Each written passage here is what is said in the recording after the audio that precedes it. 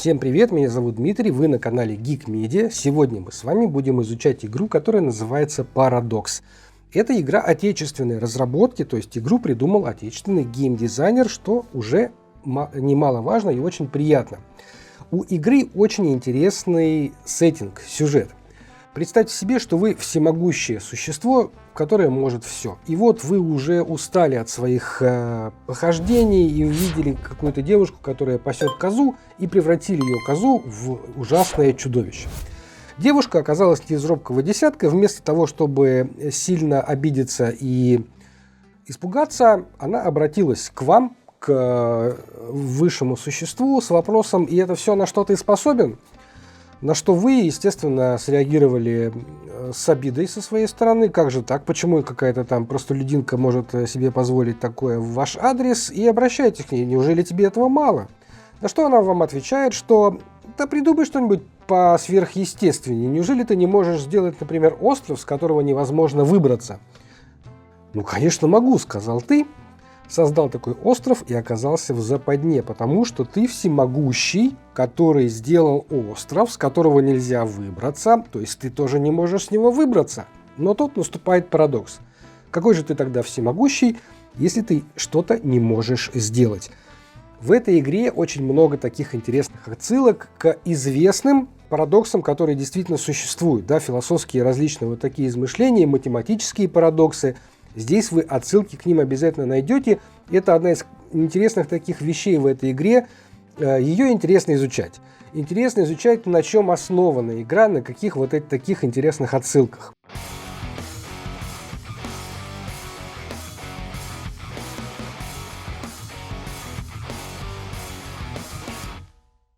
Так вот, сегодня мы с вами будем играть в игру, в которой один из игроков будет играть за тот самый парадокс всемогущества, который вроде как бы может все, но в то же время непонятно оказался на этом острове, с которого нельзя выбраться. Вместе с вами на этом острове оказались такие же всемогущие существа, которые оказались пленниками. Так вот, один из игроков будет играть за парадокс всемогущества, а остальные игроки будут играть за пленников. Всего в игре могут принимать участие от 2 до 4 игроков. Мы сегодня на примере рассмотрим игру на троих, где один из игроков будет ведущим за парадокс всемогущества, а 2 других игрока будут играть за пленников. Смогут ли они выбраться с этого острова, или все-таки парадокс всемогущества окажется сильнее их? Давайте выяснять в сегодняшнем обзоре на игру Paradox.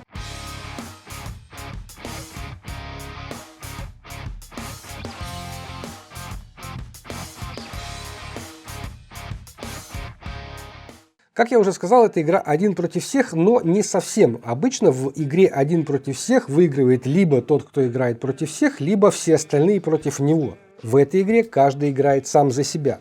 В начале игры, давайте я этот ширму пока уберу в сторону. В начале игры игрок, который играет за парадокс всемогущества, формирует вот такой остров. Этот остров состоит из 6 тайлов рамок, которые формируют границы острова, и вот таких тайлов разных размеров, состоящих из 2 или 3 частей. Кроме того, парадокс всемогущества выбирает случайным образом 5 из 10 вот таких жетонов аномалий и кладет их на специальные ячейки, которые так обозначены. Аномалии. Остров формируется либо случайным образом, либо так, как вы считаете нужным. Если вы хотите сделать игру чуть посложнее или полегче, эта игра еще хороша тем, что в ней достаточно неплохо регулируется уровень сложности. Парадокс всемогущества будет управлять 3 сущностями. Это глыба, куст и волна. Волна в начале партии выставляется на любой из 6 вот этих тайлов океана. Глыба ставится на один из 5 жетонов с парадоксами, с аномалиями, а куст ставится на один из тайлов с фруктами. Здесь есть локации с фруктами, мы же все-таки с вами на каком-то таком острове, видимо, там с фруктами все хорошо. Оставшиеся неиспользованные жетоны аномалии откладываются в сторону. С помощью них мы будем отслеживать, насколько успешен наш игрок, играющий за парадокс всемогущества. После этого перемешиваются 12 тайлов силы. жетонов силы, так называемых, кладутся в сторону. Все это делается, как я уже сказал, в тайне от других игроков, за ширмой. В это время другие игроки выбирают себе персонажей. Я сегодня выбрал вот Гемпеля и Фила для своих соперников. Вы можете выбрать Тесея, Андеда, Ахилла, Шредди. Все это отсылки к каким-то достаточно известным парадоксам. Ну вот, например, Фил – это типичный парадокс, что было раньше курица или яйцо. Шредди – это отсылка к коту Шрёдингера, который непонятно, жив или мертв. Андед, например, это еще одна интересная аномалия, ну такая философская, что если бы, например, была машина времени, и вы бы отправились в прошлое и убили своего деда, когда он еще был молодой, тогда каким образом вы могли бы родиться и так далее. Ахиллес, да, шикарный математический парадокс, связанный с тем, что если следовать математической логике, то быстрое существо никогда не догонит медленное.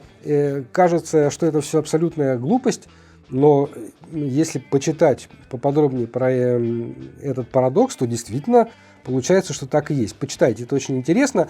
И на обратной стороне всех вот этих планшетов игроков очень забавный, интересный, занимательный текст придумали авторы. После того, как ведущий парадокс всемогущества подготовился, герой называет один из доступных фруктов. Там банан, лимон, клубника и так далее. Все, что находится здесь. Например, мой сосед справа называет лимон. Я беру его планшет.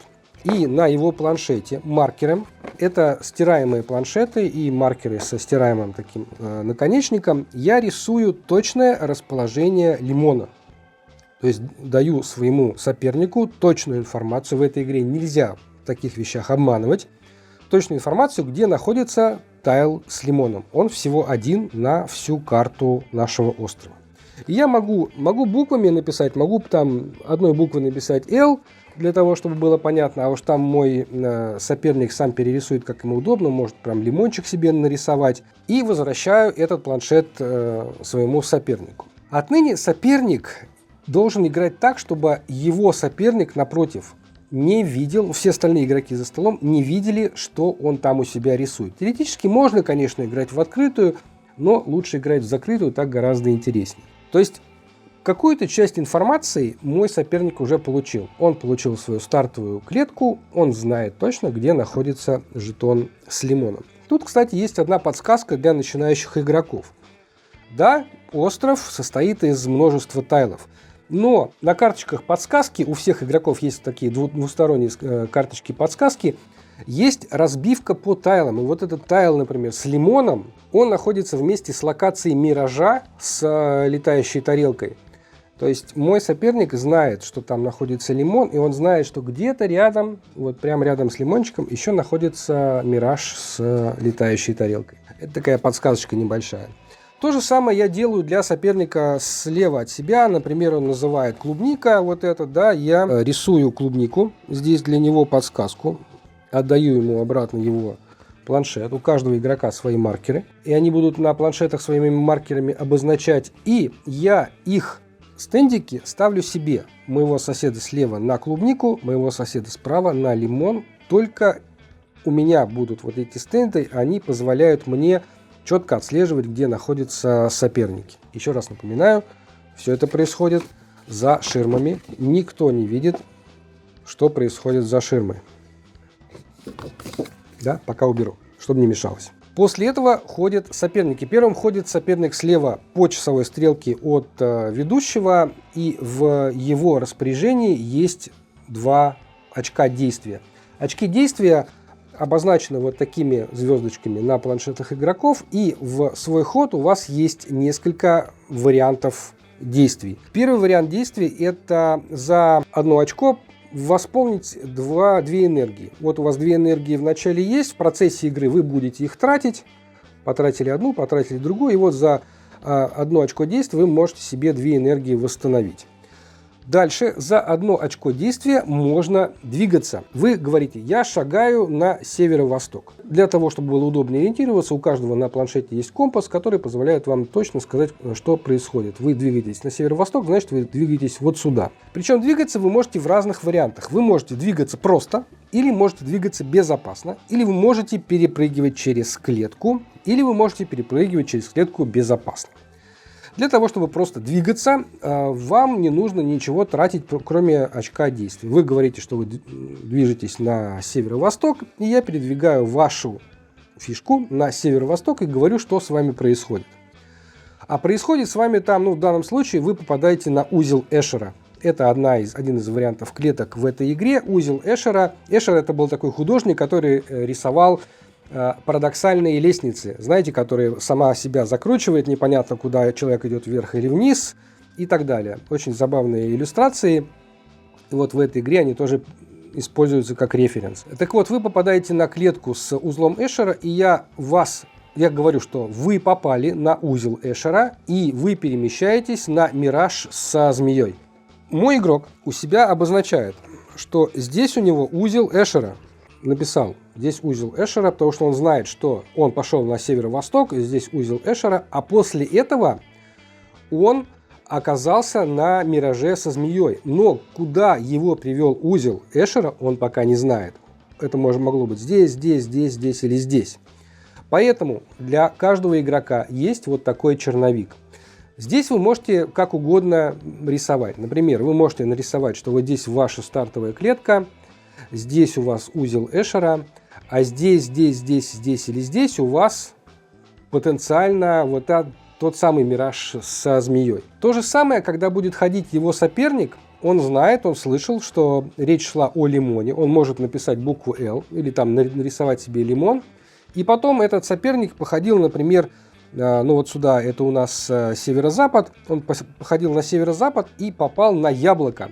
И вы здесь на черновике можете себе написать букву Я или нарисовать себе яблочко, потому что вы точно знаете, что на северо-запад от лимона находится яблоко. Потом, когда вы сами обнаружите яблочко, вы сможете эти кусочки пазлов соединить вместе уже на основной своей карте. Это позволит вам побыстрее сориентироваться.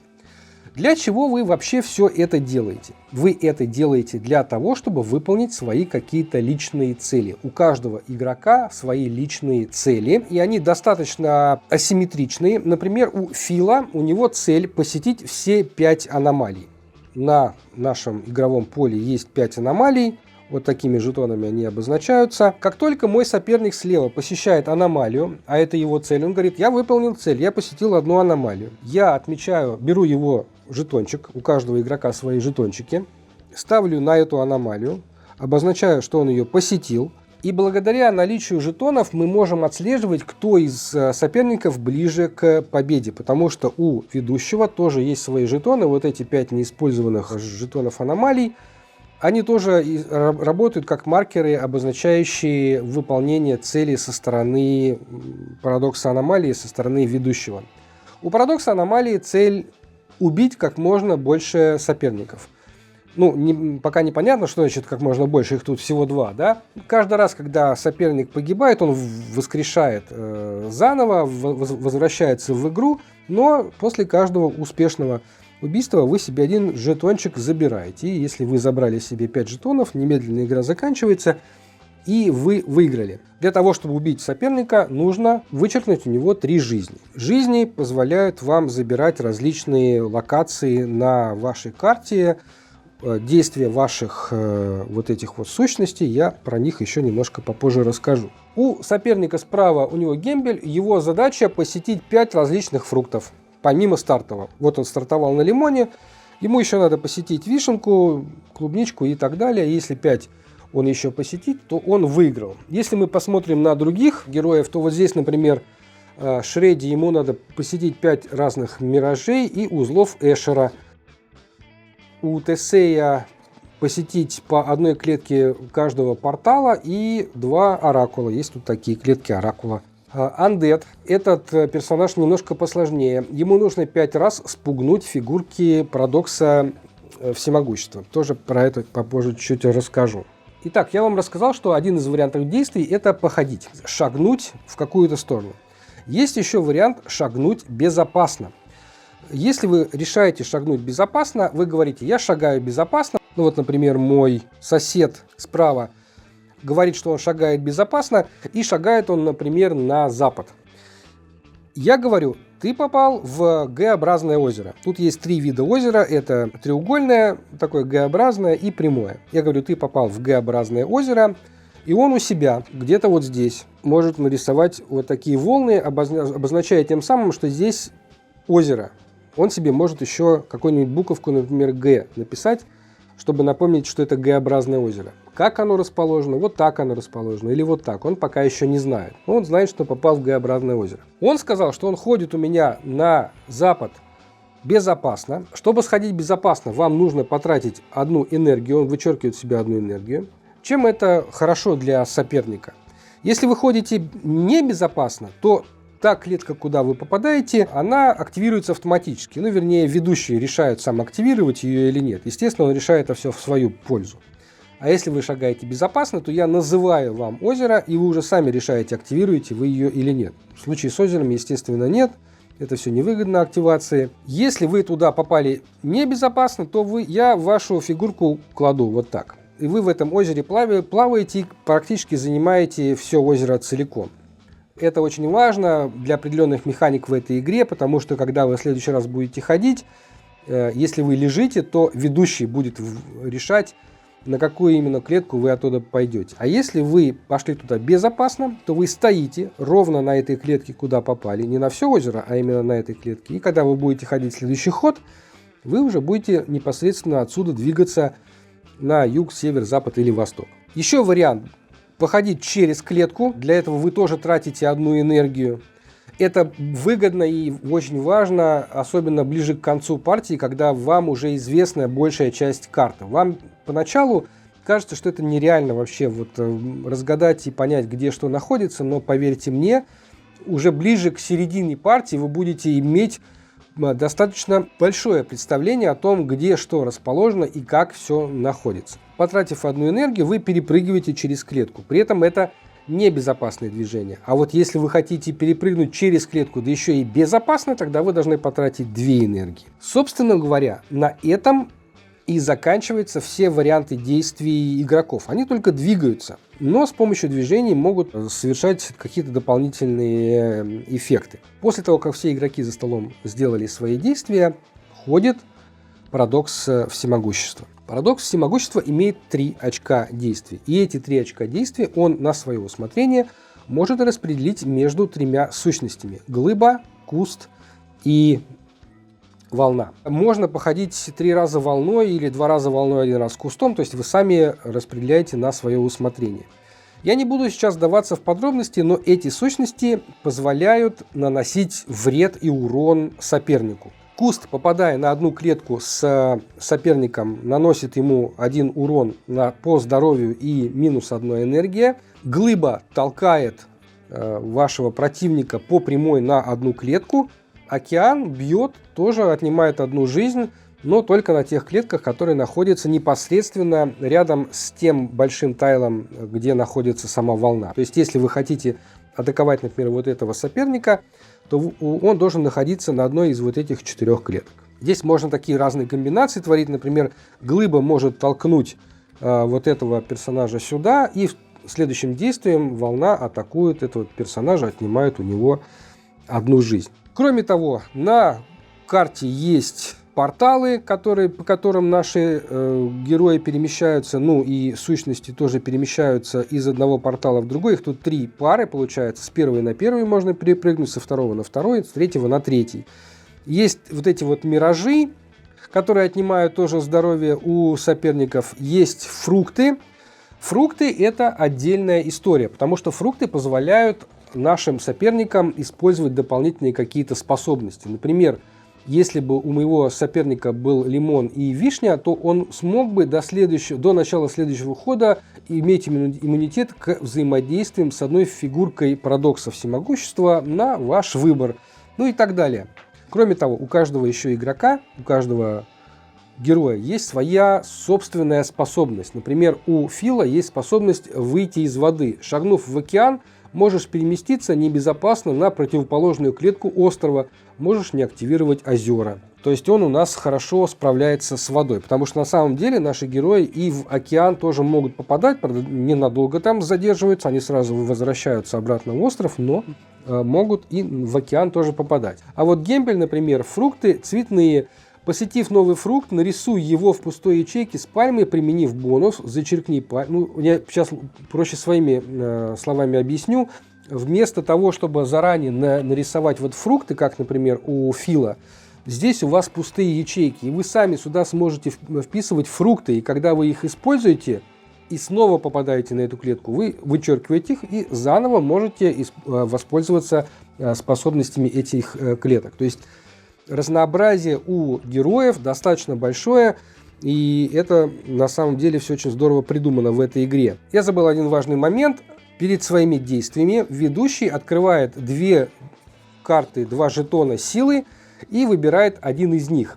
Это, по сути дела, какие-то новые правила, которые действовать будут на весь раунд до того, как снова дело не дойдет до хода ведущего. Ну, например, Куст и Глыба могут использовать все аномалии как портал 4. То есть можно прыгать через аномалии по карте. Так проще добраться до соперников. Или, например, Тупик.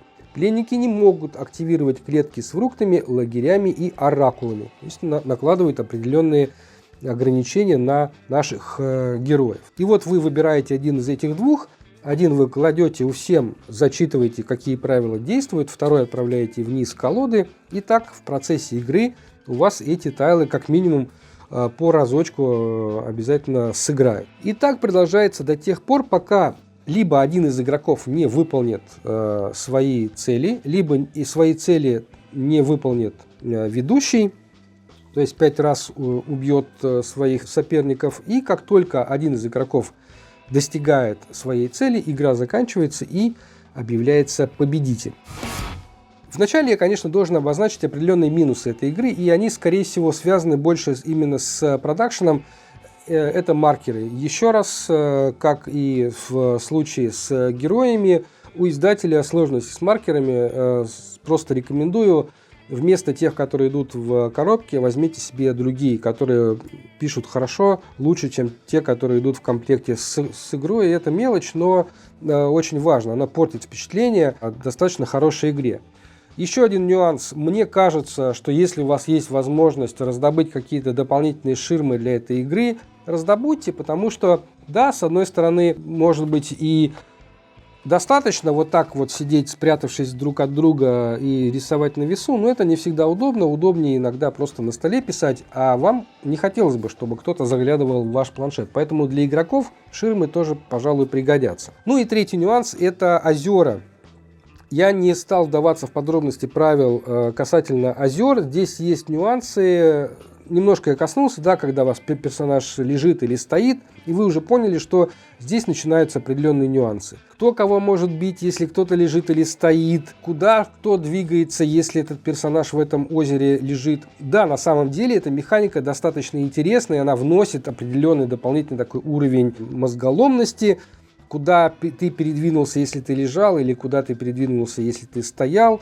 Но то, как устроена механика с озерами в этой игре, она немножко, конечно, делает игру более комплексной, чем она могла бы быть. На самом деле игра очень простая и играется достаточно быстро. Вы будете удивлены, как быстро вам удастся разобраться, где что находится в этом острове, а это на самом деле достаточно интересно. Теперь, что мне понравилось. Одна из очень частых сложностей в играх с ведущим, который видит все, а игроки не видят ничего, это возможность ошибиться со стороны ведущего, и когда ведущий ошибается, все идет наперекосяк. Игроки запутываются, где что произошло, где что находится. В этой игре все сделано так, что ведущему ошибиться, ну не то, что практически невозможно, но возможность ошибки сводится практически к минимуму.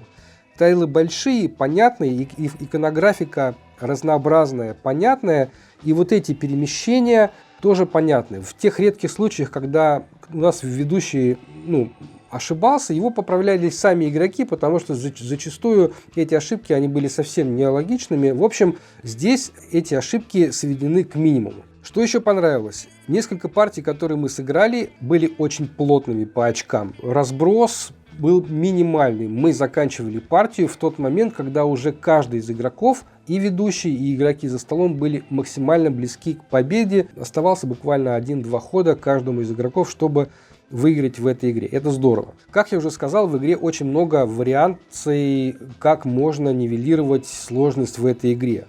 Вы можете сделать остров посложнее или остров попроще. Ведущий может выбирать вот эти новые правила на каждый раунд, либо посложнее, либо попроще. Игроки могут играть в закрытую или в открытую, они могут подсказывать друг другу.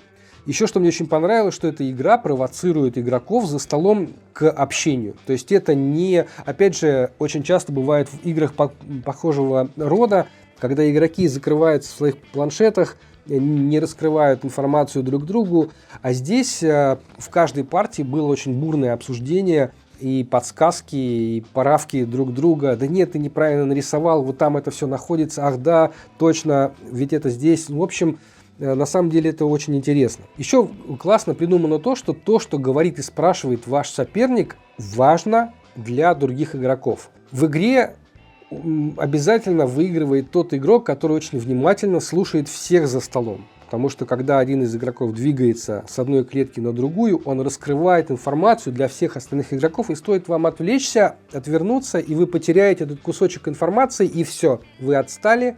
Поэтому игра заставляет быть вовлеченным в игру практически на протяжении всей партии. Ну и, наконец, то, с чего я начинал, это отечественная разработка. И здорово, что наши отечественные авторы способны создавать такие оригинальные, очень классные, интересные игры. У игры прекрасный продакшн, она очень хорошо нарисована, иконографика очень понятная и работает прекрасно. Немножко поработать над этими фломастерами или не обращать на них внимания, а просто сразу взять себе другие, и все будет хорошо. Поэтому настоятельно рекомендую вам обратить внимание на игру Paradox.